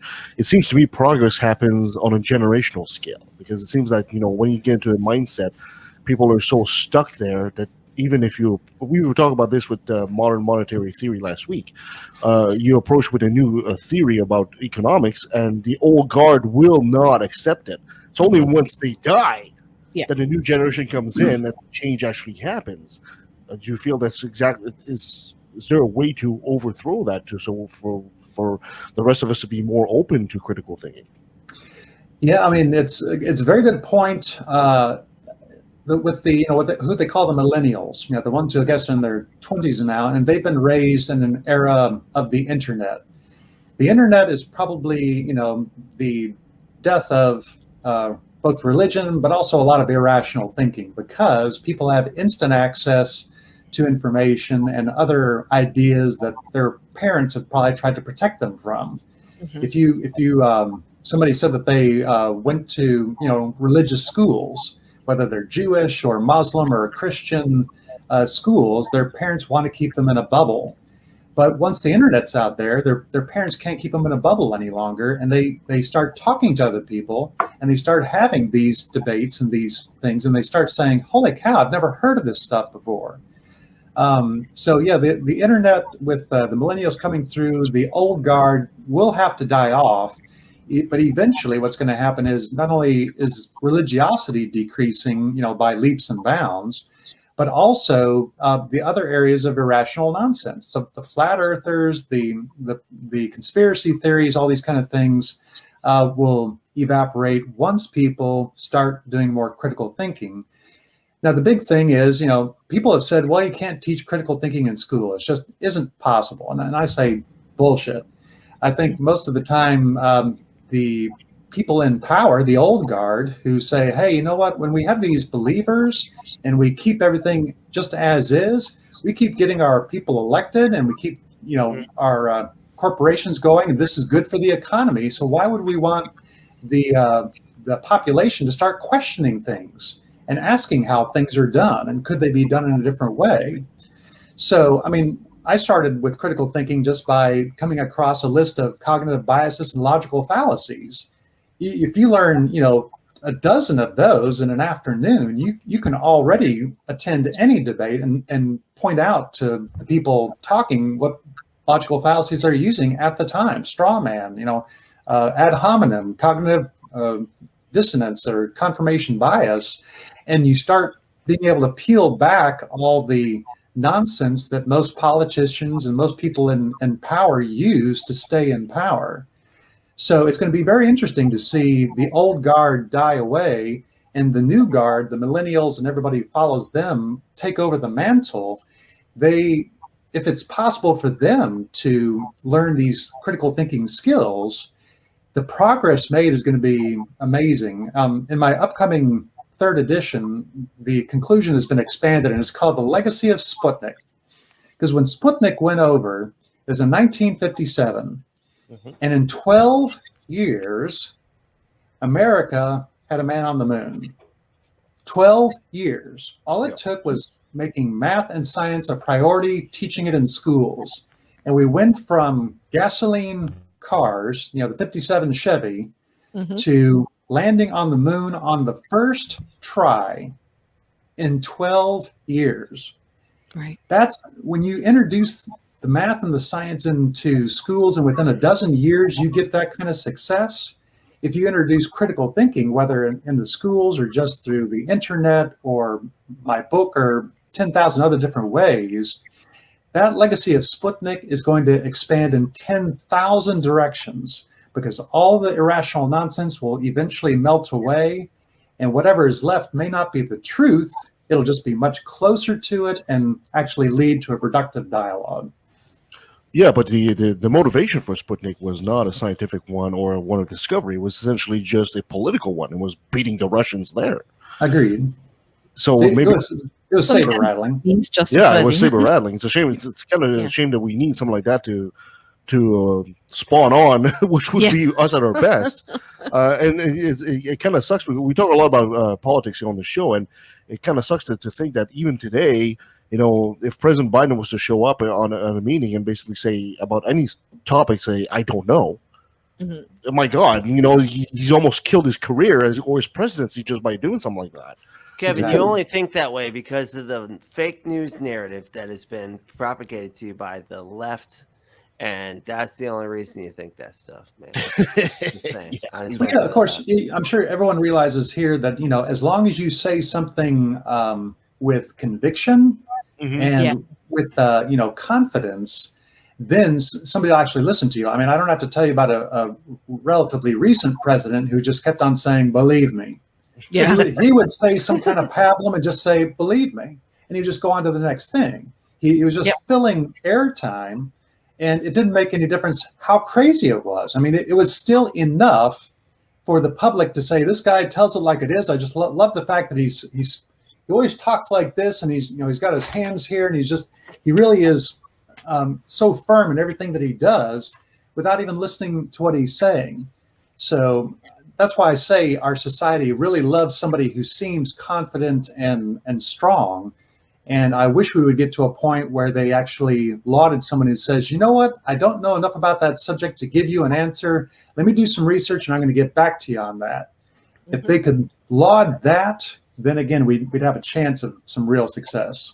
It almost feels like the species, humans, are not smart enough to attain that threshold. I hope I'm wrong. But at the same time, you know, we're talking about, you know, generational changes. Change happens in a generation. When we're facing things like climate change, can we afford to wait for a generation to die out for a new modern way of thinking to come in? No. I guess the question becomes, well, what do we do then to get to people to think more critically? That's the $10,000 question. That's what this is trying to go toward here. Excuse me. I wish I had the magic answer as to how you do this, because it's a hard sell. I did not want to believe that I was a poor thinker. I would, you know, there's a quote in the book by the comedian Emo Phillips, and it says, you know, Emo Phillips. Okay. You don't know Emo Phillips? You need to look him up. Yeah. Oh, okay. He talks like this, and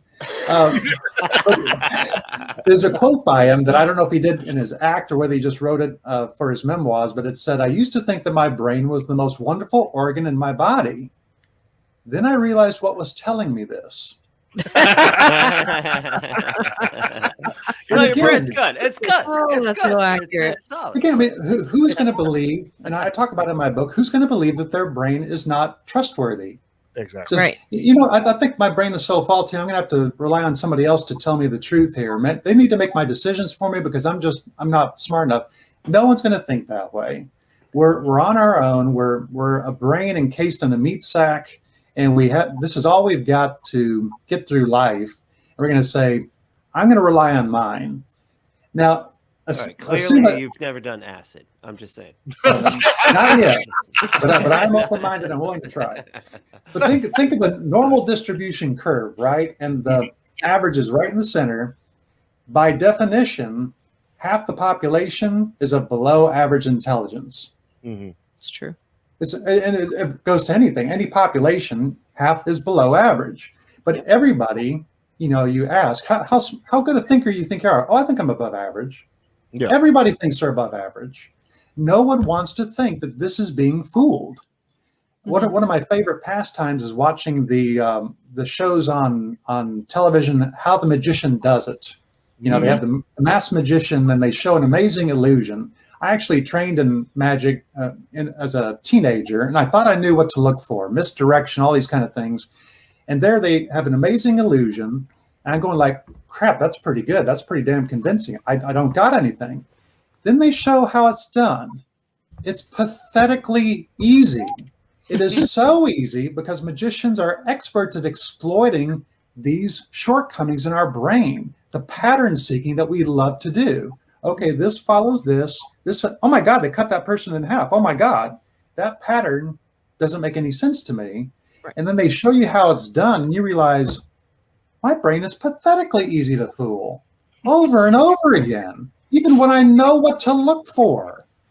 And that's the realization. That's the depressing realization that as wonderful as evolution has come up with this brain, it can do amazing things. It can do computer science, rocket science, calculus. It can create music, art, love. It does amazing things, but that doesn't mean that it's perfect, because evolution does not end in perfect forms. All evolution leads to is good enough forms. Good enough to reproduce, good enough to keep the genetic line going. You don't have to be a genius to have sex and give birth to the next generation. You can be well below average and still reproduce. I can hear banjos. Well, Florida's evidence of that. I'm just saying. Texas, you know, Americans have more than their share. I mean, we probably have the, you know, I need to move to Canada. Yeah, you know, okay. You're all welcome here.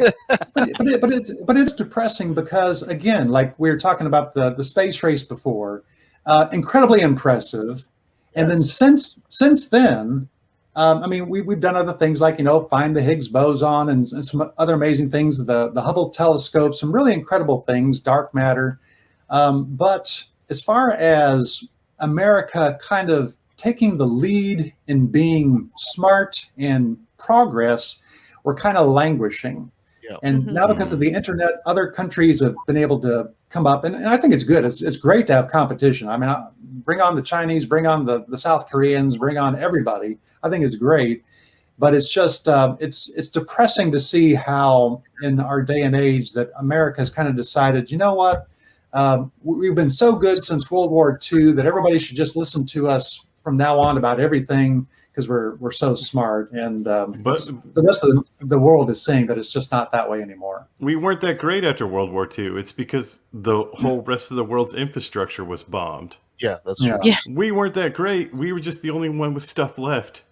That's true. That's true. And we divvied up the rest of the world. You know, the Middle East and Europe, and says we just decided where everything was going to be according to what worked best for us. Mm-hmm. It's almost like America's stopped dreaming.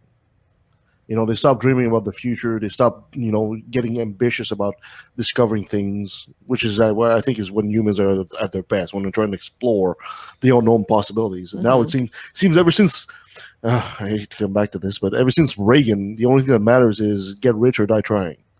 You know, it's like there's no more ambition for anything like that. You mean like all the moneyed people were all just like, this is it right here. Like, like let's just stay right here.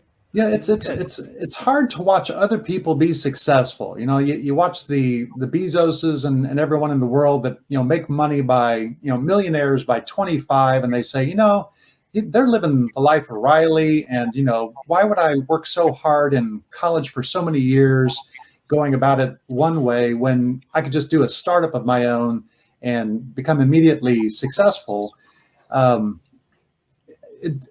I've become very philosophical in my old age, in that, you know, when I finally die, I mean, what kind of legacy am I going to leave behind?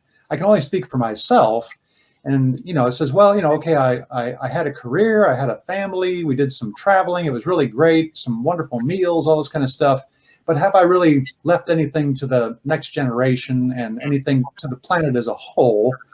And I think the vast majority of people just say, you know, if I live rich and, you know, die and everyone loved me, that would be the definition of success. Yeah. But there are people that just decide, you know what, I might not get any accolades, but I'm going to go into this scientific research to see how it might benefit mankind, or I might go into charity to see if I can help these people, so that their legacy is a little bit more than just, monetary success. I don't really have an answer to your question about how America lost that dream of just, reaching for the stars or trying to do something amazing. It just seems like the most expedient thing is to get a career that gives you enough money to do what you want. And I don't have the magical way to get out of that. It seems that humans are we're a social species, and let's face it, all that we have today is essentially us standing on the shoulders of our predecessors, right? We have a great collective memory, which allowed us to develop a technology. Do you think maybe that's part of the reason why people have a hard time thinking critically? We don't have to be smart to survive today. You don't have to use your intelligence. So is this maybe one of the reasons why we don't really develop it?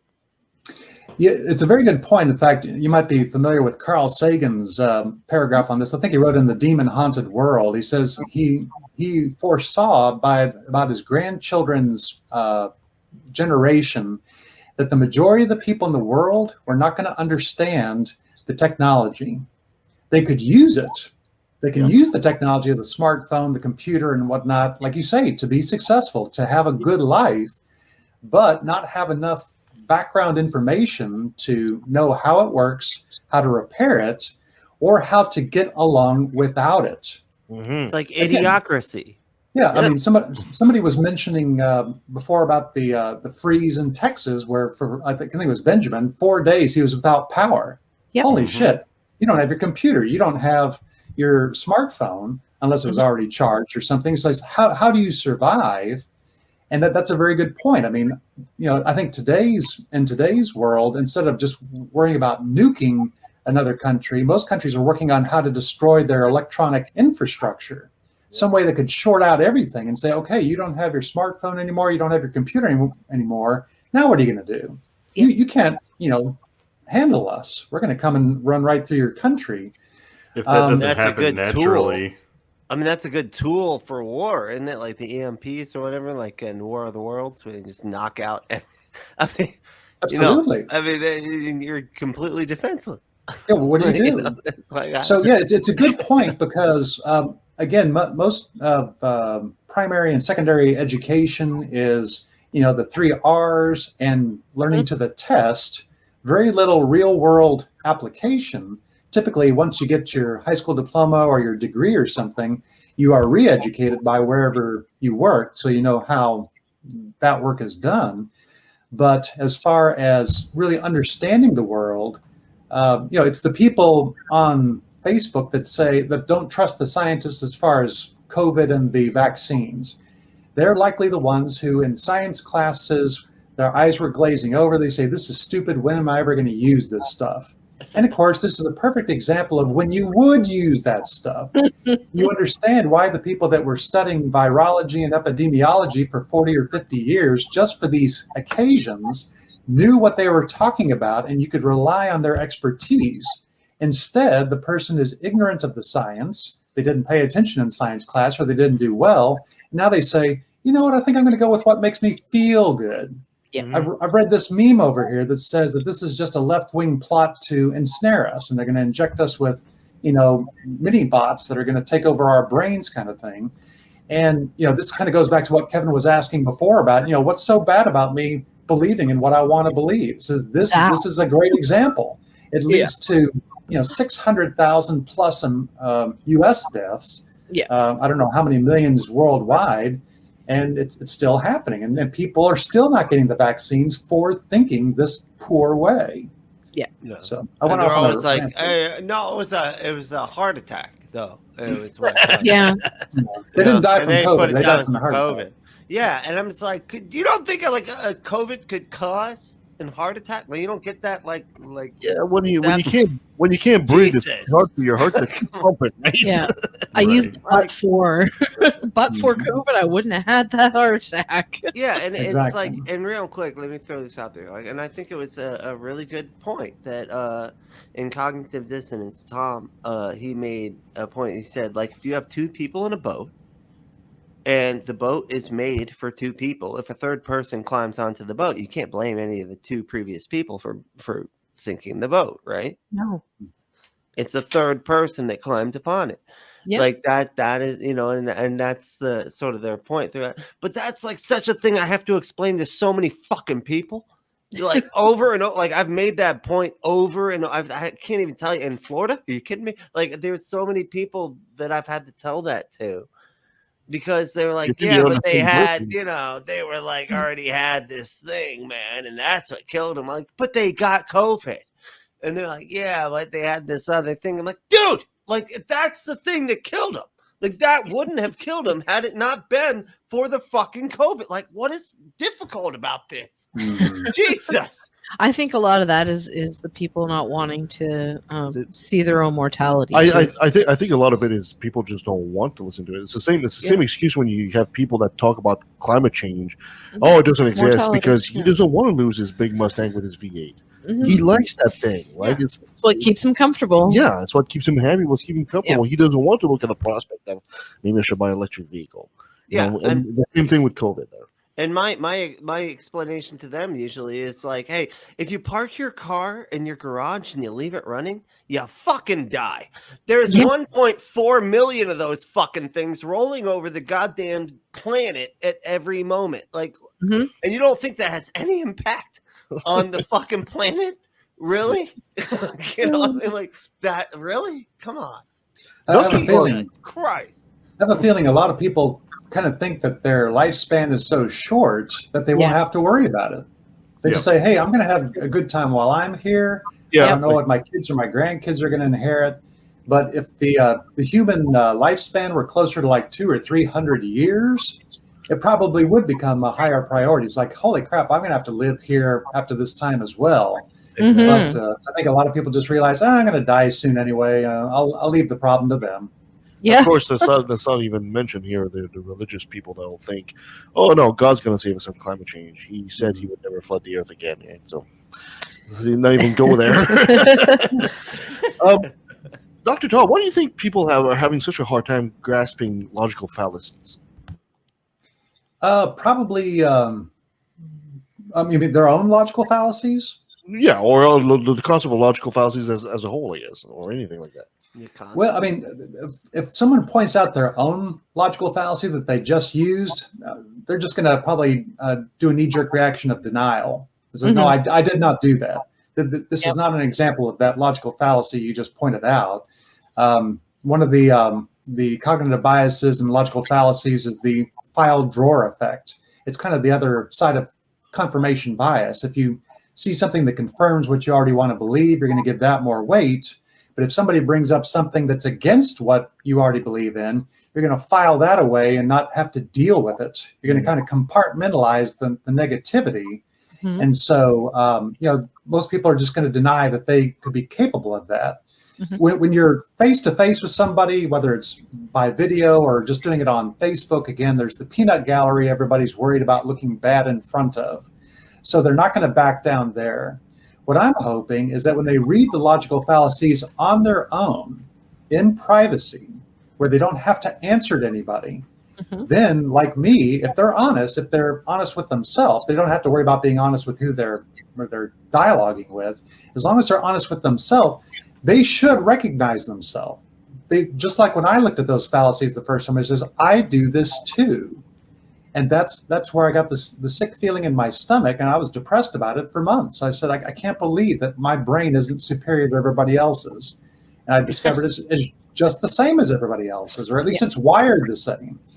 And so I truly believe, and the reason why I wrote the book was I put the list of the fallacies and the biases in the book first for people to recognize themselves in, then to go into detail about many of them with the examples in the chapters, and then putting the quotes in there for other critical thinkers that had thought about this and realized that they themselves do this, that even Socrates said that the definition of education is realizing how ignorant you are, how little you know. If you can admit that to yourself, then you're going to be a little bit more open to not only new knowledge, but having your own thoughts challenged and in some ways overturned.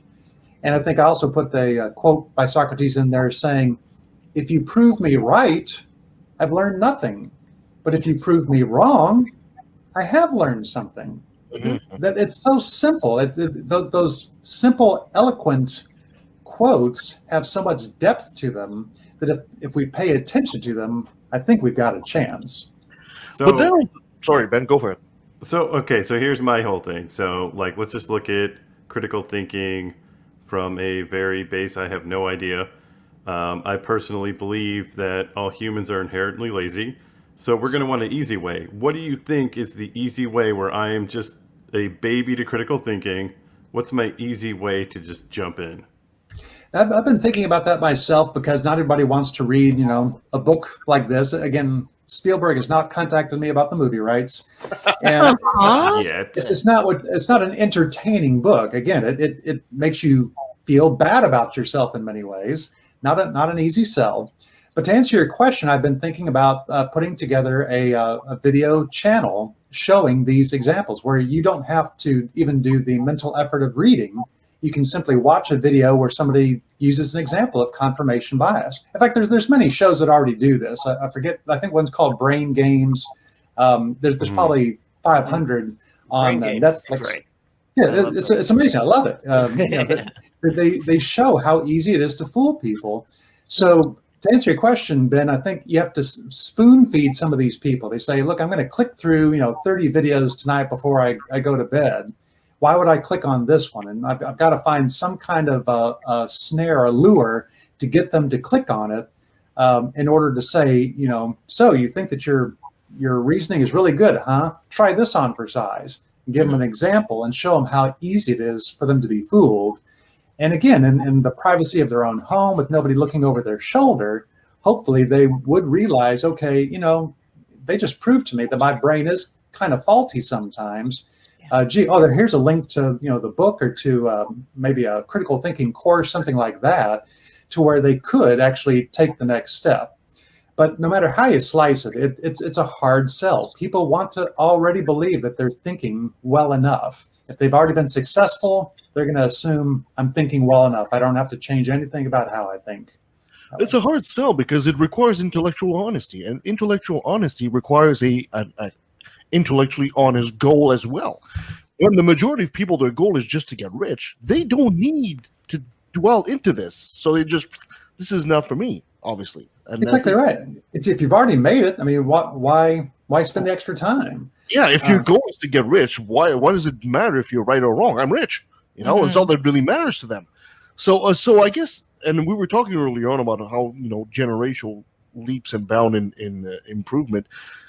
Is this where we need to go? Do we need to start teaching the younger generations about critical thinking? Yeah, I mean, again, I don't think it'd be that difficult. I remember when I was in second grade, the teacher had us all sit on the ground in a circle. There were about 25 of us, and they did the game. I think it's called Post Office, where she whispered a one-paragraph story into the ear of the first child. They whispered it into the next child's ear, and it went all the way around the circle in about 5 or 10 minutes. So the teacher had the last person who got spoken to write the story up on the board, and then the teacher wrote the original story next to it. And they saw that within a span of 5 minutes or 10, the story was completely unrecognizable. Somehow, each person heard it a little bit differently, put their own inflection on it. They says, I don't like the word that they use. I'm going to substitute my own word. And they said 50. I don't like 50. I'm going to make it 100. And it just keeps on getting changed and changed within 5 or 10 minutes. And that's a wonderful example of how stories change, how memories change in very short order. And I still remember just from second grade, I mean, it still hits me today how the truth, that first paragraph, was totally changed by kids that probably had no agenda whatsoever, just their brains, the way their brains were fooled, the way their brains were sifting the information, how they were transposing the information. And, I don't know if this teacher was a critical thinker or a non-believer or something, but she realized that it was only going to take 10 minutes. Maybe it was raining outside for recess and let's just do something inside. But that's at a second grade level. And then you can go on in third and fourth and fifth grade to start introducing slightly more sophisticated examples. And of course, in junior high and high school, the sky's the limit. The kids already know how to learn, and they're going to start really questioning a lot of things and having wonderful discussions. So, rather than put a priority on, say, teaching, I don't want to denigrate any other subject, but I don't know, maybe a second language, instead of requiring a second language, having a course in critical thinking that had to be taught at least several different grade levels, just to at least introduce the idea. And then, of course, if the kids get interested, they can take it on themselves in years to come and go into even more depth. Well, you'll be surprised to know that this is already starting to happen. Here in British Columbia, for example, it is part of the curriculum now to start teaching critical thinking to kids. What grade? I don't know. I think you're starting in the high school, I think. I don't know how deep the course is or how elaborate it is in there, but I do know it is actually part of the curriculum. So, well, that's wonderful. But my point would be is why wait that long? I think there's the quote by I forget the name of the theologian. Give me the child up to the age of 7, and I'll show you the man. Yes. The mind has already been warped. It's already been twisted. And someone just says, look, you don't have to think deeply about this. Just have faith. Mm-hmm. Have faith in your own reasoning abilities. Have faith in this book. Have faith in what the clergy are telling you. And you don't have to think about this. If they wait till high school, that's better than what we've got. The U.S. doesn't have any of that. But if you wait till high school, then you have to deprogram the child. They said, I've already had, 7 or 8 years here of being indoctrinated, and this critical thinking course is tearing at my psyche. All my beliefs that are intertwined with my memories and my emotions is being ripped to shreds by this critical thinking. I don't want to do this critical thinking anymore. It's uncomfortable. It's unpleasant. And now my parents are mad at me for thinking for myself. So, I think it's great that they at least have it in high school. But this, like as I mentioned, it could start as early as first or second grade with simple ideas just to show kids this is how easy it is to fool you and your friends and everyone who thinks they know the answers. We're all in this together. We have a chance. If we'll use these techniques and learn these fallacies and such, we've got a chance. So using that, if, say, schools aren't teaching it, as a parent, what kind of things can a parent do with their kids to kind of teach these things? Instead of praying at night, going through a chapter of the book. There you go. The book! Just read I've got the good book here. All right, keep, Critical Thinking 101. I keep seeing a Facebook ad for a deck of cards on critical thinking, and it lists logical fallacies and biases. It's wonderful. I think it's a game, and it's probably a wonderfully entertaining game, because any game that lets you see a little part of your opponent's brain and their personality is always entertaining, because that's how we entertain each other. And so when you realize, look how easily you were fooled, and then they come back and say, well, you were fooled too. Do you see that? And you laugh at it. And like you say, we're a social species. We enjoy laughing at ourselves. And that's the great irony is, on the one hand, people will say, okay, I was wrong. I admit that I was wrong. And they realize they're being a big person by admitting they're wrong. But then on this other subject, they say, there's no way I could be wrong about this. Whether it's their theology, their politics, they say, no, I've already done the thinking on this. There's no way I could be wrong. I was wrong here. I admitted that I was wrong here. But no, here, there's no way I could be wrong. My brain's just too infallible for that. Well, I sure hope you don't get a look into my brain. Trust me, that's not a place you want to go. It's all full of dad jokes. Yeah, let's say that. That's all it is. A lot of cobwebs and stuff like that. I vacuum there once a week. Dr. Todd, thank you so much for being on the show. Really, really appreciate that. But if people want to find out more about your book and where they can get it, where can they contact you or get the It book? is on Amazon. It's both in the print form and on Kindle form. And again, what I'm hoping to do with the extra collaborators I have on the expanded edition, we're hoping to get it done by the end of the year. So you can get the second edition now. I wouldn't get the first edition. I think I've taken that off Amazon, but the second edition is much more smooth and well-rounded. But the third edition is going to also hopefully be illustrated, have an index, and have the contributions of these other three doctors, Drs. Lacan, Affadani, and Vukovic. I also forgot to mention that Anthony Magnabosco of Street Epistemology has written the foreword for it. And he's been very kind in that regard. Nice, and I mean, he's a great hero to me, as are you guys for doing the work that you do. I appreciate you having me on your show. And I appreciate you encouraging this kind of thought and critical thinking. Yeah, Flattery will get you everything. We'll send you the check in the mail. Oh, awesome! Awesome. Yeah. Dr. Todd, $2.57. That's apart from the one. That's apart from the check from Soros. That's a completely Okay. Very separate good. check. Dr. Todd, thank you so much for being on the show. Before I let you go, I gotta have you say hi. This is Dr. Todd Miller from Critical Thinking, and I took a left in the valley. Okay. Hi, this is Todd Miller, and I took a left at the valley. Thank you so much for watching this show. Excellent. That was good. And that was Dr. Todd Miller. Good guy. Wow, we learned a lot about critical thinking today. I learned that I'm the best critical thinker out there, and I've been doing this better than all. I'm just kidding. I'm totally joking. Right there. Put yourself in check, little miss. I figured out that I can never be wrong as long as I'm thinking with my mind. No, I actually have been trying to be a critical thinker. It's freaking hard, okay? It is hard. It is hard. It's hard to admit that you're not always right. Oh, God, is it ever. So his book is called The Yeah, Final... you don't have to tell me. The book is called The Final Pattern, The Critical Need for Critical Thinking by Dr. Todd. Look it up on Amazon. It's under T.F. Hanlon. The book? Yeah, the book. Yes. Oh. He uses a pseudonym for his book. Sorry, I did know that. Yeah. So look it up. Encourage the guy. The name of the book again for the people like me who've already forgotten? The Final Pattern, The Critical Need for Critical Thinking. Good, thank you. And you saw the book on the video there. It's kind of black. It's got like a blue brain. Nice on brain it. on the front. Exactly. There's a lot of interesting things. He goes in the second part of the book. He goes about debates if they're actually worth doing. He talks about a lot of organized collection of irrational nonsense, and religion features prominently in just about every one of them. Of course.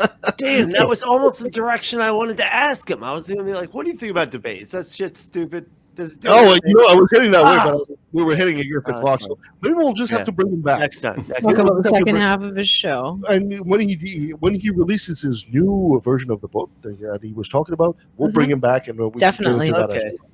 Sounds like a great plan. Right. Sounds like a fantastic plan. Oh, okay. All right. Are we about to reveal the secret to the boys? The secret. The secret that we kept from them and told Yeah, them. all right. So now it's our turn, Kevin. Sorry, guys. Keeping you on the edge of your seat, reminding you that you need to be on the edge of your seat. Who's coming up? Still a secret. I know. So anyway, listen. thank you so much for Dr. Frank Miller for being on with us on the show. And thank you to my co-hosts Sabrina, Brentley, and Benjamin. And thank you for listening. You can follow us at leftattvalley.ca. You can send us an email at leftatvalley@outlook.com. You can go find us on the Facebook or Facebook or Twitter at LATV Podcast. You Yeah. can go to patreon.com/LATV and become a patron of the show, and you get an unedited, unextended version behind the scenes. And we'd like to uncut. point out we're going to be working on getting T-shirts for our patrons too. That's right. Better than the one that's Kevin's wearing. Also, can I have one? Yeah. We're working on getting features for all of you. Yeah. I know. So anyway, quick plug for Unapologetics to everybody. Go for it. Unapologetics panel stream every Wednesday night at 11:30 p.m. Eastern Standard Time. Unapologetics spelled with an X panel stream. Look it up. Watch it. Enjoy. And comment. We'll respond to everything you guys say. It's great. Like, subscribe. We forgot to mention to like and subscribe to Left of the Valley as well. Yeah, and share. Like And and also, subscribe Valley to all of and our that, things. If you go on Facebook, there's Left of the Valley, and there's also Left of the Valley 2.0. And we're actually directing you, if you want to like a new Left of the Valley page, definitely like Left of the Valley 2.0, because we're going to slowly transition away from the old Left of the Valley. Anyway, coming up, so we'll have Mary B. LaPage talk about religious trauma this week. And we'll have our old friend David Fitzgerald talk about Time Shards, his new book, Time Shards. Oh, yeah. We'll have Candace Gorman talk about death and dignity. And we'll have His Rawness, Arn Raw, is coming on the show. That was a Oh, surprise. shit. Oh, nice. All right. Surprise. Yeah. So, Man. His Rawness. Hell yeah. We'll be talking about how they're whitewashing history and teaching that to kids. Oh, So if there's I one hope guy that's not that, on a day I'm not here. well, if there's a guy that can talk about that, that'll be the man. Yeah. And I've got another one here coming down. Of course, we've got a Halloween episode coming up in October as well. So let's get that one. All right, guys. Spooky. Anything else we need to add? Have a great week. Sounds good. Yeah, do that. All Hug right, a guys. child. Hug a tree if you don't have one. Yes. Butt stuff. A lot of And think critically. Until next time. I say it's ignorance and you just call it faith and unsubstantiated claims. That's something to be ashamed. I'm an atheist. I'm an atheist. I'm an atheist. I'm an atheist. Now let me take a second.